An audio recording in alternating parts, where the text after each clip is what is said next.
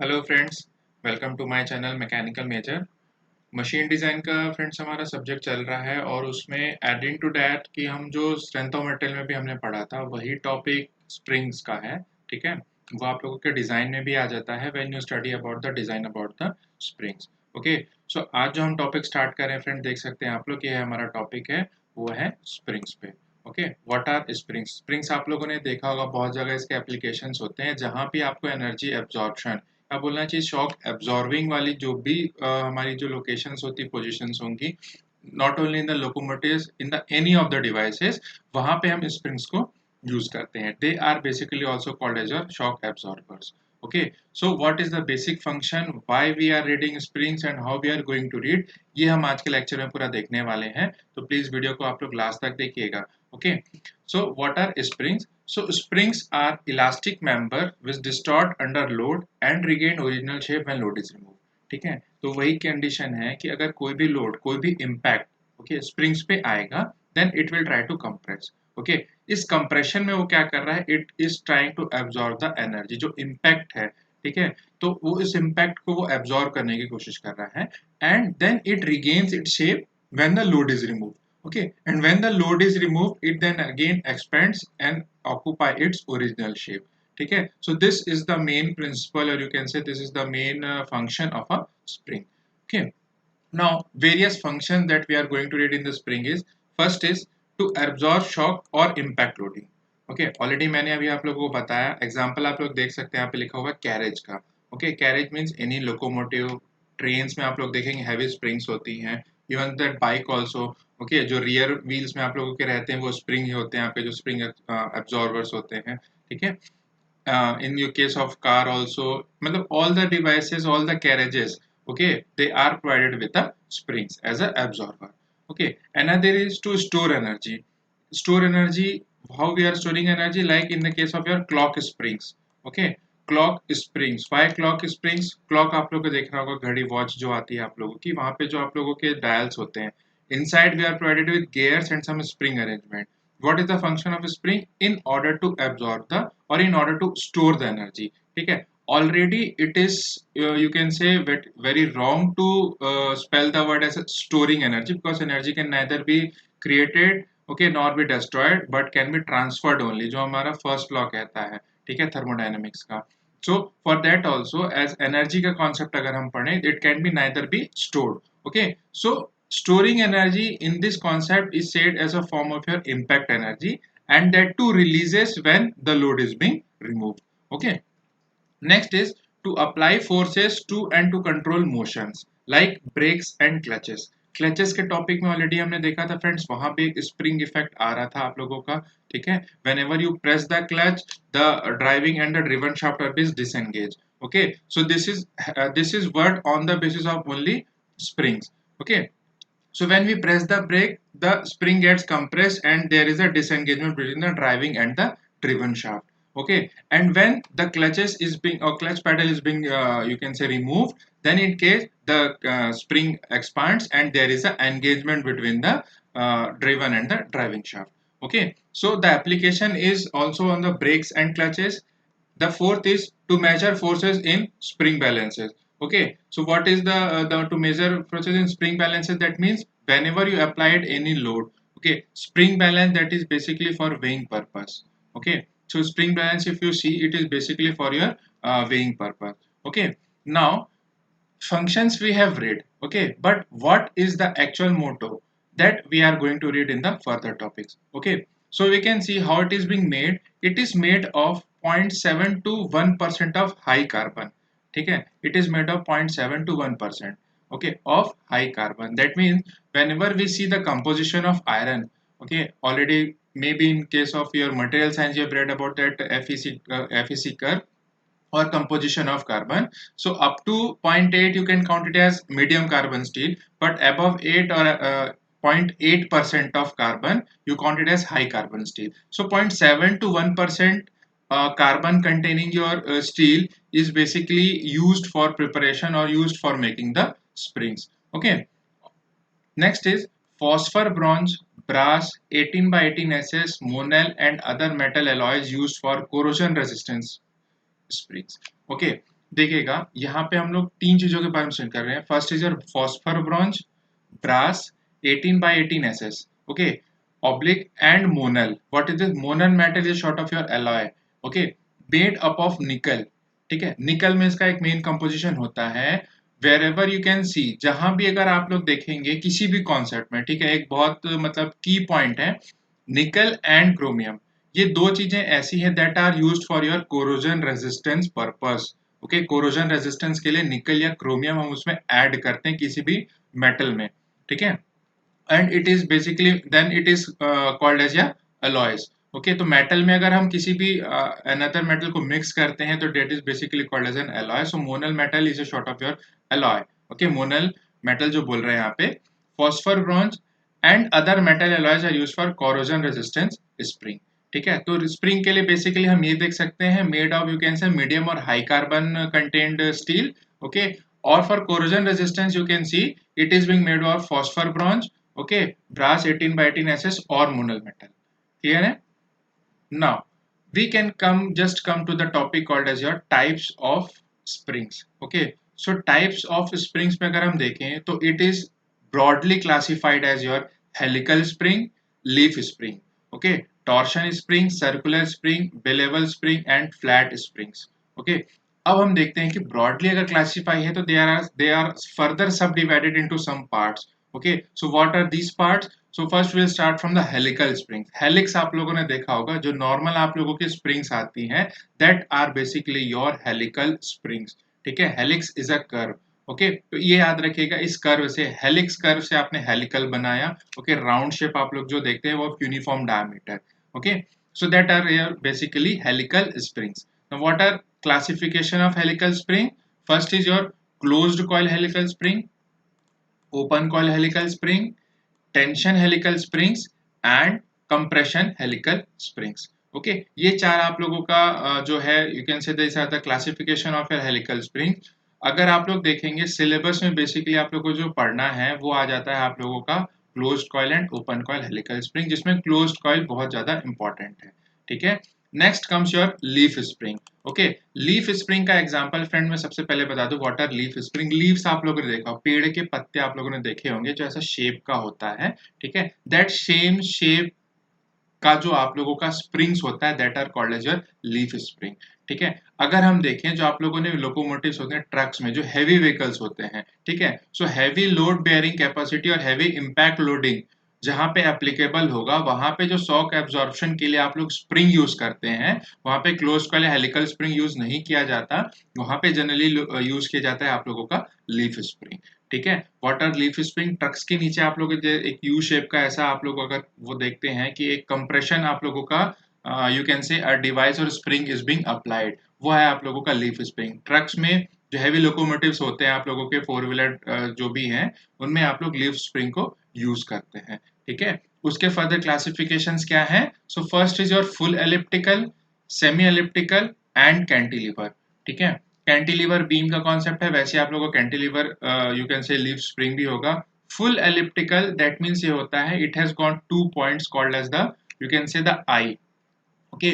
जो सपोर्ट करता है आप लोगों का जो लोकोमोटिव्स है उसके दोनों you can say the support connected with the shaft, ठीक है। जो आप लोगों की शाफ्ट होगी, जो आप लोग you can say when we talk about the locomotive, automobile में आप लोगों ने पढ़ा होगा चेसिस के बारे में, ठीक है। Chassis is further connected to the locomotive, तो उस चेसिस को सपोर्ट करने के लिए, उसके इम्पैक्ट को, उसके लोडिंग को सपोर्ट करने के we are using a leaf spring, ठीक है। If it is in a full elliptical curve, elliptical curve अगर आप लोग फुल बोलते हैं so that is a full elliptical curve, पूरा एक आप लोग का दोनों एंड पे you will be getting the support which is connected to further to the chassis and the shaft, okay.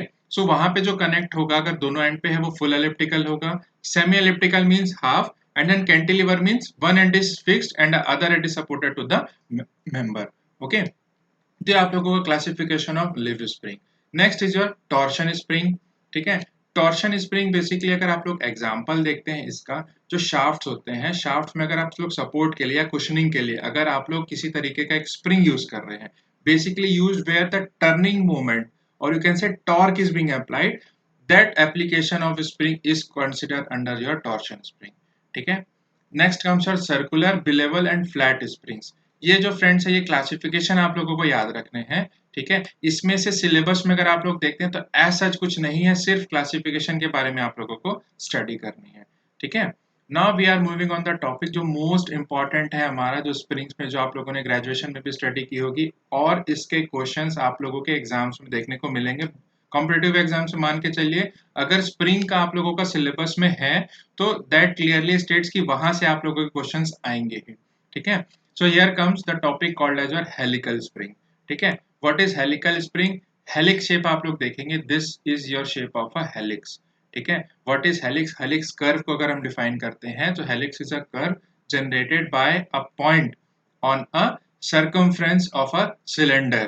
ठीक है, when it moves periodically and with lateral and linear, दोनों डायरेक्शन में जब वो पॉइंट आपका एक सिलेंड्रिकल कर्व के approx move करेगा, then that curve generated is called as your helix, ठीक है। सो हेलिक्स को आपको डेफिनेशन आप लोग नॉर्मल पढ़ सकते हैं। अगर हेलिक्स के बारे में ज्यादा डिटेल स्टडी करनी है तो इंजीनियरिंग ग्राफिक्स के आपकी जो एनडी भट्ट की बुक आती है वहां से आप लोग स्टडी कर सकते हैं। अपार्ट फ्रॉम दैट आपको सिर्फ ये समझना है कि उसका शेप कैसा होना चाहिए, ठीक है, जब आप लोग स्प्रिंग की स्टडी कर रहे हैं। सो we are going to analyze what is a helical spring and what is your closed coil helical spring. Okay, so यहाँ पे आप लोग देख सकते हैं, this is your sort of you can say example of your closed coil helical spring. Okay, so let us say this R is the dia of the spring. ठीक है, what is this dia? This is this is the radius of the coil. Okay, what is coil? ये जो एक circular portion आप लोग देख सकते हैं, ठीक है, let us say this overall portion, ये कहलाता है आप लोगों का एक coil. Okay, so let us say capital R is the radius of the coil. Okay, let me आप लोगों को एक एक पार्ट्स के बारे में बता दें, फिर हम एनालिसिस पे जाएंगे। This is the radius of the coil. Okay, now from here you can see this is the dia of the wire. Okay, dia of the wire means wire is made of any metal, जिसके बारे में हमने पिछले अभी कुछ points पे study किया था, ठीक है। हाई कार्बन, मीडियम कार्बन जो स्टील में यूज करेंगे, या आपका कोरोजन रेजिस्टेंस है तो मोनल मेटल या फॉस्फोर ब्रॉन्ज के स्प्रिंग्स हम यूज करते हैं, ठीक है। So that particular small d, like say this is the diameter of the wire. Okay, जिस वायर से हमारा ये coil बना हुआ है and overall formation is called as your springs, ठीक है। Let us say the deflection. Okay, now अगर हम एनालिसिस करते हैं, अगर इसी springs को मैं एक straight line के फॉर्म में मूव कर दूं, so it will let us say the overall length of the spring will be given by 2 pi r. Okay, why this 2 pi r? Circumference is nothing but you can say, अगर मैं circle को open कर दूं, so that gives the circumference of a circle. Okay, so that circumference of a circle is 2 pi r. Okay, and multiplied by n. Why this n is multiplied here? So this n is nothing but the number of coils. ठीक है, ये आप लोग देख सकते हैं यहाँ पे, this n is nothing but the number of coils or number of turns. ठीक है, ये आप लोगों को क्वेश्चन में स्पेसिफाई कर देता है। Let us say there are 10 number of coils in the spring. Okay, तो ये वैल्यू हो गई आप लोगों की नंबर ऑफ टर्न्स की। So we can calculate the length of the spring as 2 pi R multiplied by N. Okay, so ये आप लोग का स्प्रिंग एक कॉइल के फॉर्म में था, हमने उसको एक स्ट्रेट वायर के फॉर्म में हमने उसको रिड्यूस कर दिया, ठीक है। एंड लेट अस से अ load W is applied over here, ठीक है। स्प्रिंग एनालिसिस नॉर्मल आप लोग एक घर में एप्लीकेशन कर सकते हैं। एक स्प्रिंग को आप एक साइड में फिक्स कर लें, अनदर साइड पे हल्का सा कोई भी एक लोड अगर आप लोग अप्लाई करते हैं, देन यू कैन सी जो आप लोगों का स्प्रिंग एक कंप्रेस्ड फॉर्म में था, that tends to enlarge. Okay, so that is the function. अगर वही है कि इम्पैक्ट लोडिंग होती है किसी भी बॉडी में, so this spring try to compress, okay, and when the load is further remove it try to elongate और रिगेन इट्स ओरिजिनल शेप, ठीक है। तो यही फंक्शन होता है आप लोगों का स्प्रिंग्स का। सो अब हम एनालिसिस पे जाएं अगर इसके स्प्रिंग के, सो let us say del is the deflection. What is the deflection? हम देखते हैं कि suppose let us say this is the radius. Okay, ये आप लोगों का रेडियस हो गया, and when a load W is applied, ये जो आप लोगों का रेडियस है ये क्या करेगा, ये स्ट्रेट लाइन मूव कर जाएगा कुछ नीचे की ओर, ठीक है। लेट अस से particularly in this particular portion. Okay, so let this deflection is denoted by your delta, ठीक है। कंसिडर करते हैं कि डिफ्लेक्शन जो हो रहा है हमारा, late us say this is a delta. Okay, and theta is the angle of twist. Okay, what is this angle of twist? Radius है, और अगर हम उसको पैरेलल टू एनी प्लेन, अगर मैं हॉरिजॉन्टल प्लेन में कंसिडर करूं, एंड द डिफ्लेक्शन, ठीक है। और यू कैन से ये जो आप लोगों को यू कैन से कॉइल जो शो हो रहा है यहाँ पे, ठीक है, इस कॉइल को अगर मैं देखूं तो कॉइल में जो हमारा एक हॉरिजॉन्टल प्लेन से अगर मैं एक एंगल सब्सटेंड करता हूं, ठीक है, that is called the angle of twist. Okay, now let us say this n is the number of coils or turn, theta is the angle of twist, L is the length of the wire, okay, tau is the shear stress. Okay, अब ये concept आता है कि why there will be shearing. Okay, why there will be tensile, why not there will be a tensile while there will be a shearing. So spring के case में हम देखते हैं फ्रेंड्स कि springs में जो होगा, ठीक है, why there will be shearing, because ये आप लोगों का एक कर्व फॉर्म में होता है, ठीक है, and due to this curve the load is applied in the transverse axis. Okay, so transverse plane या transverse axis apart from the you can say the cross section, अगर transverse loading हो रही है उस केस में हमने already study किया था कि there will be a shearing force और there will be shear action in the diameter of the wire. Okay, so for that condition there will be a shear stress generated in the spring. ठीक है, next comes IP the polar moment of inertia. ठीक है, share का concept है तो वहां पे हम देखते हैं कि शेयरिंग ट्रांसवर्स एक्सिस में हो रही है. So in that case what we are going to do is we need to calculate the polar moment of inertia. ठीक है, you can say the polar axis जो आप लोगों का basically होता है जो you can say the 90 degree from the main axis.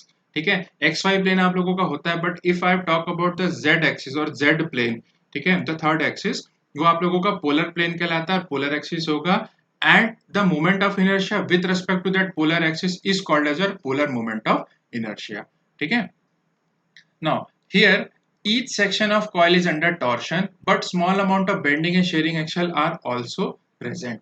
ठीक है, why we are saying this, because आप लोग जब इस स्प्रिंग को देखते हैं, ठीक है, when a load W is being applied, so what will happen, this spring will try to elongate. Okay, when it try to elongate the one fiber from this coil, let us say अगर हम देखते हैं कि ये जो हमारा particular portion मैं देख लूं, अगर ये लोड अप्लाई होता है W toward downwards, okay, so this portion will try to move and come to this particular location.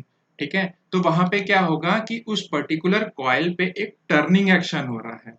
ठीक है, so what actually we are trying to state in this statement that each section of the coil is under torsion. ठीक है, आप लोगों को एक turning moment दिख रहा है with respect to this load W. ठीक है, but small amount of bending and shearing action are also present. ठीक है, ये बहुत की पॉइंट है. क्यों की पॉइंट है मैं आप लोगों को आगे बताऊंगा, अभी सिर्फ ये समझ लीजिए कि why there will be bending and shearing.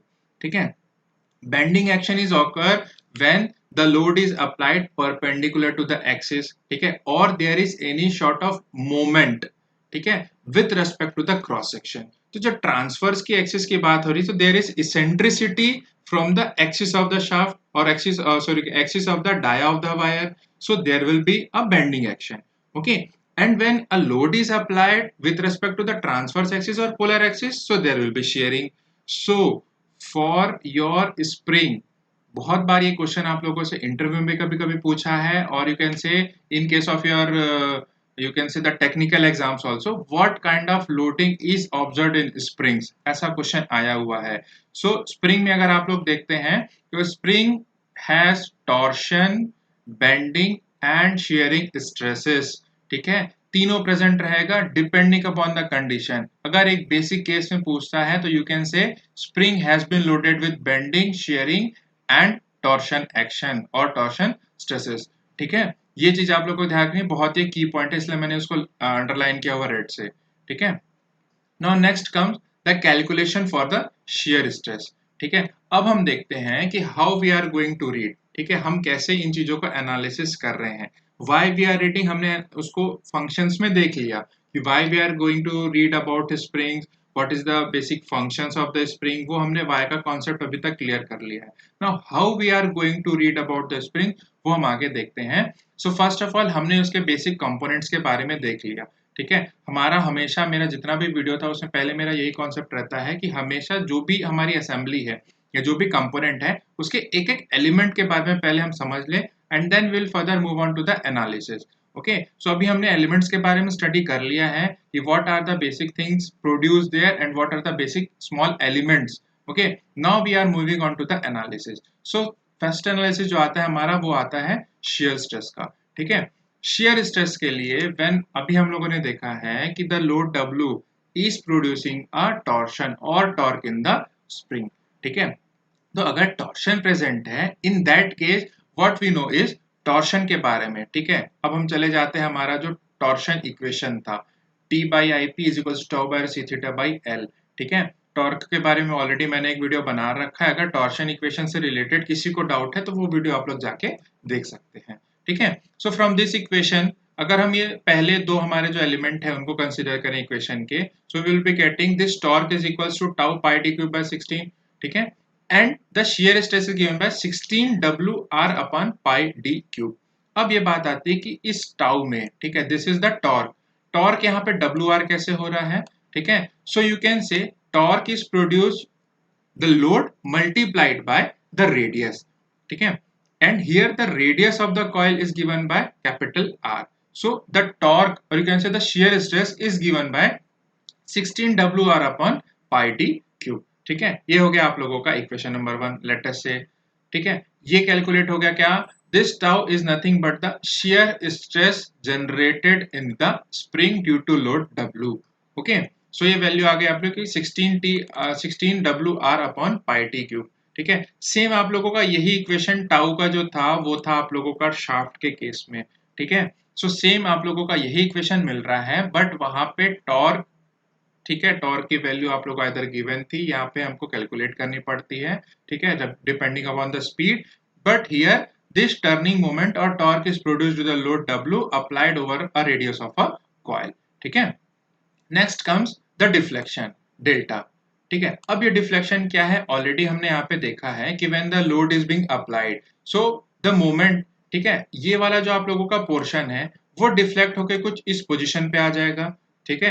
And this particular deflection, ये जो इतना पोर्शन आप लोगों का डिफ्लेक्ट हो रहा है, ठीक है, this position is nothing but the deflection of the spring, ठीक है। Why this deflection is calculated आगे हम देखेंगे, पहले हम डिफ्लेक्शन देख लेते हैं। So this deflection is nothing but TIP by C theta by L। अगर हम फिर से टॉर्शन इक्वेशन के जो बाकी के दो कंपोनेंट हैं उनको लेके स्टडी करते हैं, ठीक है, तो वहां पे जो थीटा था, theta was also the angle of twist, ठीक है। शाफ्ट हमारा कितना ट्विस्ट कर रहा है on application of the torque, वो हमारा TL by CIP, ये इक्वेशन हमको वहां भी मिली थी, ठीक है।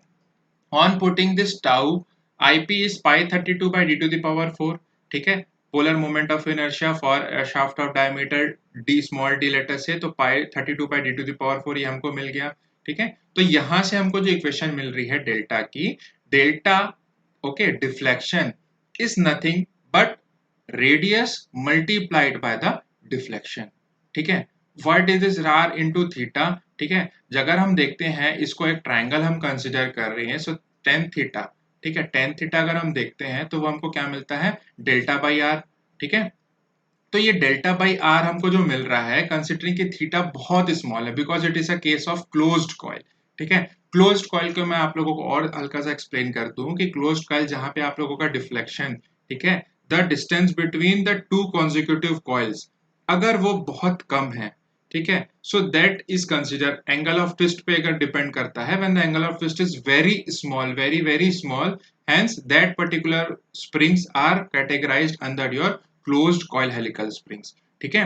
तो वही इक्वेशन जब क्लोज्ड कॉइल के बारे में हम देखते हैं, so this del by R is equals to theta, tan theta let's say, theta being very small let's say tan theta is assumes to be theta, so this delta is equals to r multiplied by theta, ठीक है।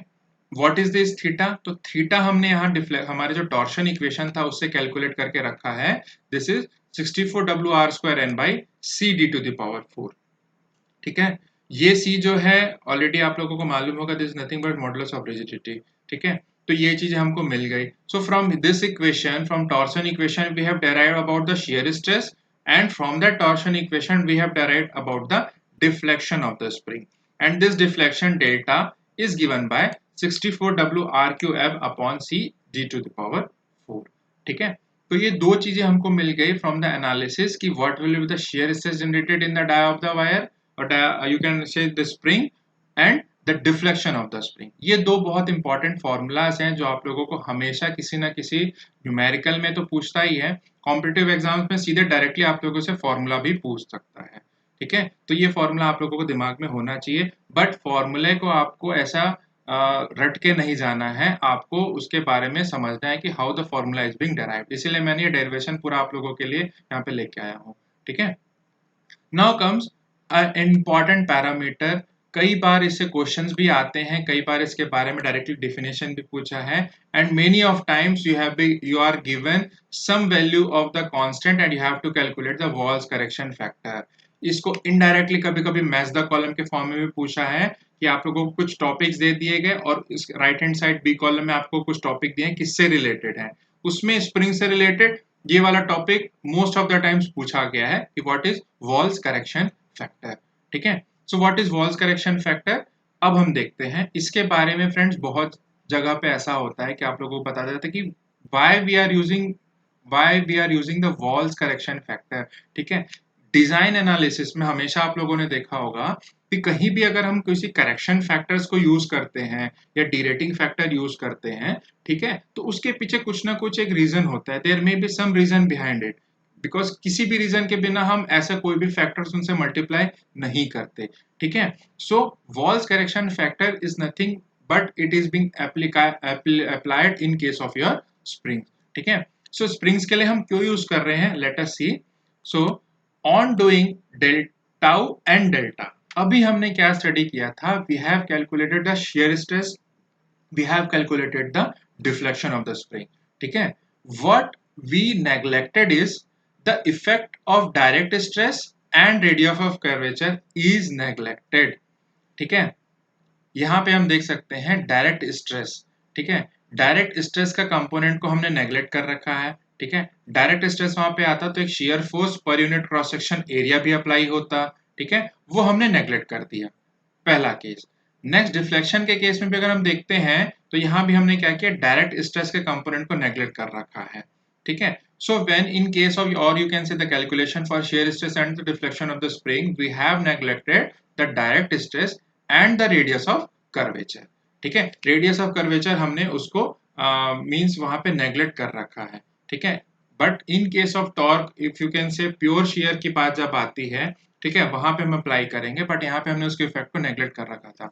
So in order to involve this effect in calculation of delta, factor is multiplied by k called as the Wall's correction factor. By this Wall's, it is based on the name of your, you can say the physicist or the engineer called as James Walls. ठीक है, तो walls के basis पे इन्होंने, walls ने एक अपना correction factor दिया basically to correct the spring and to add the effect of your direct stress and direct shear and radius of curvature. ठीक है, हाउ इट इज, शेयर के केस में अगर हम देखते हैं, so the shear equation or you can say the shear stress is being multiplied by a factor represented by k, and this k is given by 4s minus 1 upon 4s minus 4 plus 0.615 divided by s. ठीक है, and what is this s? This is called as your spring index. ठीक है, ये बहुत important चीज है, कभी कभी आप लोगों को डायरेक्टली कुछ क्वेश्चन में वैल्यूज देखे होंगे, आपको बोलेगा कि कैलकुलेट द स्प्रिंग इंडेक्स। ठीक है, so this spring effect is nothing but the dia of the coil with respect to the dia of the wire of the spring. ठीक है, so this is denoted by capital D upon small d. ठीक है, so on putting this value of s you can calculate the Wall's correction factor. ठीक है, technical exams में ये question बहुत ज्यादा कॉमन है, either in the form of match the column, either directly calculation of the Wall's correction factor, either calculation of spring index, or to calculate the shear stress and the deflection by considering the spring index also. ठीक है, तो ये हो गया आप लोगों का Wahl's correction factor. Why we have applied, ये बहुत इंपॉर्टेंट क्वेश्चन है for your interview and for your examinations also, subjective papers के लिए भी ये बहुत इंपॉर्टेंट है। ठीक है, now next comes the stiffness of the spring. ठीक है, stiffness of the spring, springs के बारे में हमने पढ़ लिया। Comes the topic called as stiffness. ठीक है, स्टिफनेस वर्ड आप लोगों ने प्रॉपर्टी ऑफ मटेरियल में स्टडी की होगी। ठीक है, प्रॉपर्टीज ऑफ अ मटेरियल जो हमने ऑलरेडी पिछले मेरे वीडियोस में था, वहां पे स्टिफनेस हमने देखा था। स्टिफनेस अगर हम डिफाइन करते हैं लेटर से स्मॉल के से, ठीक है, this stiffness is nothing but the load per unit deflection. ठीक है। Let us say a load W is applied in our spring and the deflection is represented by delta। ठीक है, एक कॉमन टर्मिनोलॉजी हम पूरा यूज कर रहे हैं। ठीक है, यहाँ पे कोई भी चेंजेस नहीं है, जो पिछले डेरिवेटिव्स में आप लोगों ने देखा है वही चीजें हमने इस फॉर्मूला में अप्लाई कर रखी है। ठीक है, so this K is denoted by W upon delta. Okay, this W by delta load per unit deflection. Delta formula you have got 64 r cube n upon c d to the power 4. Okay, so on applying the value of delta in this you can say fraction, what you will be getting is the stiffness K is given by c d to the power 4 on 64 r cube n। ठीक है, ये आप लोगों का W W cancel out हो जाएगा and you will be getting stiffness of the spring as K is c to the power 4 on 64 r cube n। ठीक है, why we are calculating the stiffness वो हम आगे भी देखेंगे, एक टॉपिक आएगा आप लोगों को कि कैसे स्टिफनेस हमारा इंपॉर्टेंट होता है। ठीक है, तो उस केस में क्या होता है, stiffness is one of the most important property of a spring. ठीक है, how it is most important, because यहाँ आप लोग देख सकते हैं, यहाँ पे applied load and you can say the deflection, इसके बीच में एक डायरेक्ट रिलेशन आप लोगों को मिल रहा है। ठीक है, that stiffness is proportional to your applied load.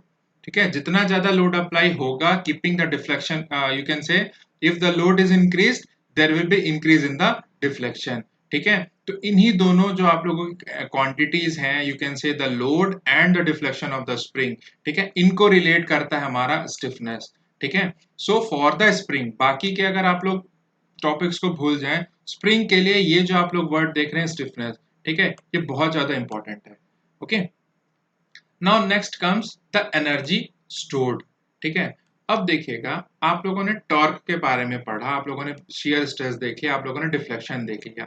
ठीक है, अब क्वेश्चन आता है कि why this is energy stored word use here, और what is energy stored in case of your springs. ठीक है, तो एनर्जी स्टोर्ड हम इसलिए बोलते हैं बिकॉज ऑन कंप्रेशन, ठीक है, there some of the, you can say some of the part of the impact is being carried by the spring. ठीक है, वो कैरीड होता है and then on releasing the load, load release होने से ही वो क्या होती, वो एनर्जी जो स्प्रिंग में आई थी due to the impact, that is being released. ठीक है, so there is no any kind of storage but there is transfer, but the total energy or you can say the total impact is being gained and then it is being released। ठीक है, तो ये चीज को आप लोग सोच के चलेगा कि स्टोर्ड एनर्जी के फॉर्म में ऐसा स्टोर्ड नहीं होता, but there is compression and there is, you can say, the intake and there is the release of the energy। ठीक है, so this, let us say, it is denoted by capital U, energy stored, it is nothing but half T into theta। What is T and what is theta? T is the torque or you can say the turning moment, ठीक है, on which is being applied or which is beared by the spring multiplied by theta। Theta is your angle of twist। ठीक है, so what is this theta? This is, or you can say theta आप लोग ले सकते हैं, यहाँ पे आप लोग इसको लिख सकते हैं डेल्टा के फॉर्म में। ठीक है, half T into delta. So this is W R, torque हमने ऑलरेडी देखा था, you can say the load multiplied by the radius of the coil multiplied by 64 WR square n upon CD to the power 4। Half T into theta जो आप लोग बोल रहे हैं, यही होता है आप लोगों का एनर्जी स्टोर्ड का फॉर्मूला फॉर एनी स्प्रिंग। ठीक है, ये चीज को याद रखिएगा, डायरेक्टली फॉर्मूला कभी कभी पूछा है आप लोगों से, एनर्जी स्टोर्ड का क्या फॉर्मूला होता है for spring for the shaft. ठीक है, सेम होता है दोनों के केस में। ठीक है, बट वहां डिफ्लेक्शन अलग, थीटा वहां पे आप लोगों को अलग मिलेगी, यहाँ पे आप लोगों को थीटा अलग मिल रहा है। ठीक है, so on calculation what you are getting is U is equals to half WR 64 WR square n upon C to the power 4। ठीक है, रेडियस में आप लोग W by R को हाफ मल्टीप्लाइड बाय, इसको हम थोड़ा सा इतने फ्रैक्शन को हम सिंप्लीफाई करने की कोशिश करते हैं। ठीक है, and what we are getting is half multiplied by 1/2 16 WR upon CD to the power 4 multiplied by 8 WR square upon D। ठीक है, why we are going to do, हम आगे देखते हैं। So on simplifying this whole equation, what we are getting is the energy stored is equals to tau square 4c। ठीक है, अब देखते जाइएगा कि टाउ स्क्वायर कैसे आया, 4c कैसे आया into volume of the wire. ठीक है, वॉल्यूम ऑफ द वायर अगर हम बोलते हैं तो वो हो जाता है हमारा, जो हमने देखा था कि पाई आर स्क्वायर एल। ठीक है, या length of you can say the length, overall length of the spring. ठीक है, तो यहाँ पे अगर आप लोग देखेंगे आर स्क्वायर आप लोगों को मिल जा रहा है। ठीक है, n is the radius, so you can say अगर आप लोग उसको स्ट्रेट करते हैं so you will be getting as कि आप लोगों को जो वॉल्यूम ऑफ द वायर है पाई आर स्क्वायर एल के फॉर्म में मिल रहा है। ठीक है, एंड दिस टाउ स्क्वायर अगर आप लोग देखते हैं टाउ की value 16 W R upon C D to the power 4 आप लोगों ने देखा था। ठीक है, डिवाइडेड बाई 4c। ठीक है, what is this C? C already आप लोगों ने टॉर्शन इक्वेशन में देखा है, वही आप लोगों की सी यहाँ पे मल्टीप्लाई हो जा रही है। ठीक है, this is nothing but the energy stored in the spring. ठीक है, and this is given bye tie square by 4c multiplied by the volume of the wire. ठीक है, ये फॉर्मूला डायरेक्टली कभी कभी पूछा है या इनडायरेक्टली आप लोग बोले तो आप लोगों को वायर का diameter, length, number of coils देके न्यूमेरिकल के फॉर्म में पूछता है कि calculate the energy stored in the spring. Okay,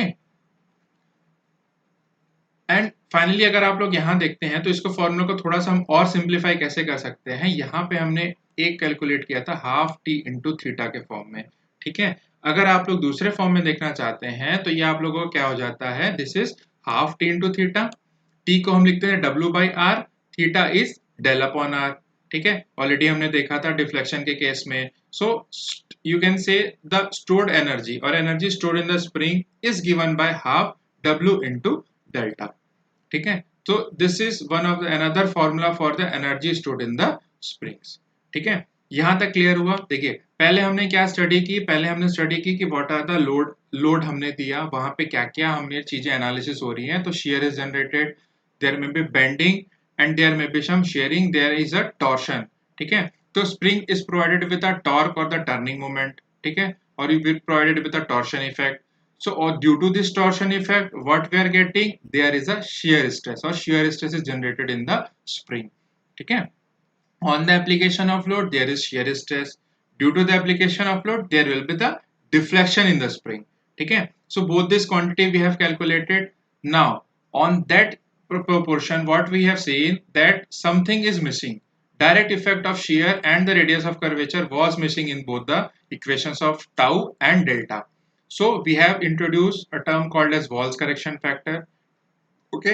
Next comes the stiffness of the spring. So stiffness we have calculated. Why stiffness?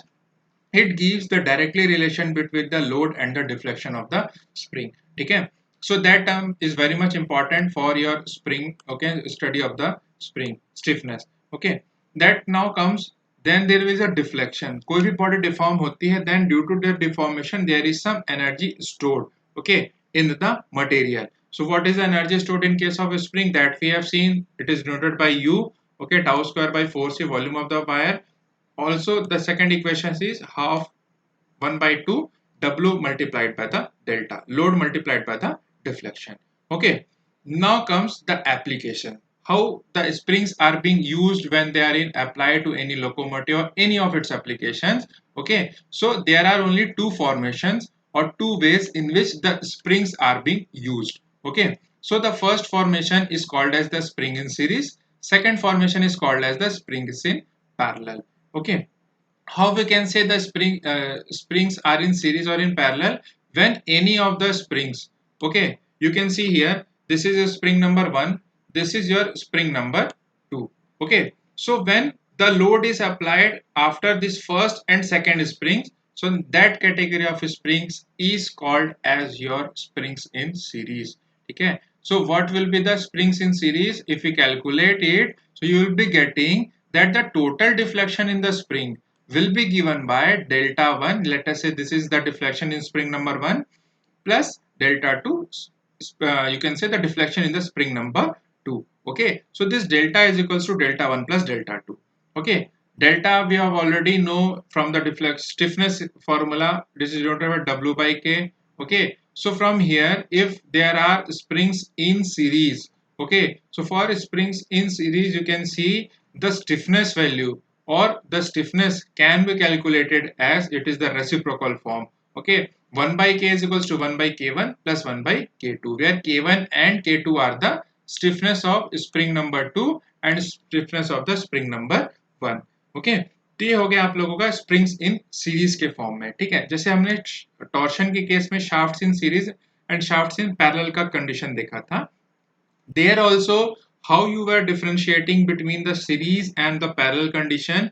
So when a torque is applied at the end and there are two different kinds of, you can say, the shaft, so you can call the shaft in series when the theta or the total twist in the shaft will be given by a combination is given by theta 1 plus theta 2, or the you can say the twist in shaft 1 plus twist in the shaft 2. Same condition for the spring, deflection in spring 1 plus deflection in spring 2. If there is overall deflection, then this is a case of your springs in series. Okay, now comes the springs in parallel.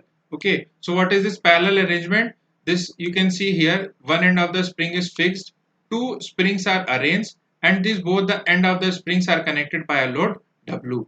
So for this case, you can see when the load W is applied, okay, and let us say the stiffness is K1 and K2 for spring number 1 and spring number 2 respectively. So for both the cases, you can see there will be the same deflection in spring 1 and spring 2. Okay, so here the twist for the whole spring you can calculate, or you can say this W is equals to W1 plus W2. Okay, so this delta into K is equals to delta K1 plus delta K2. And overall you can say if the springs are in series, okay, springs are in series, in that case you can count it as the stiffness is equals to overall stiffness, you can say, is equals to the sum of the stiffness is condition 1 or is spring 1 plus the stiffness in spring number 2. Okay, तो ये आप लोगों का हो गया कि how the application, how the springs are being applied either in case of, you can say, series, or you can say in case of your parallel. Only there are two conditions of a spring that you need to study. ठीक है, so from today's video we have seen the condition. starting से एक बार revise कर लेते हैं. So initially what we have seen, we have studied about the spring, its functions, okay, the types, how, what are the various categories of the spring. Then comes the most important part of the spring that you have completed in the graduation and you are studying here also, the closed coil helical spring. Okay, its small elements, how we are using the helical spring, what are the various things, or what are the various stresses generated to the application of the load. Okay, what is the deflection in the spring. Okay, if we are neglecting the radius of curvature and the stress effect, then we have to apply a Wahl's correction factor, correcting factor in the spring. Okay, then we have seen the very important parameter of the spring, that is the stiffness. Then comes, due to the deflection there will be the energy stored in the spring called as U, denoted by half T into theta or half W into delta. Okay, and after, and the last we have studied about the application of the spring, where it is being applied. So okay, or in what positions it is being applied. So the first is your springs in series, second is the springs in parallel. Okay, so here completes the topic of your spring. It is very important for many of your technical exams, like in the GATE also, in the ESC also you can see.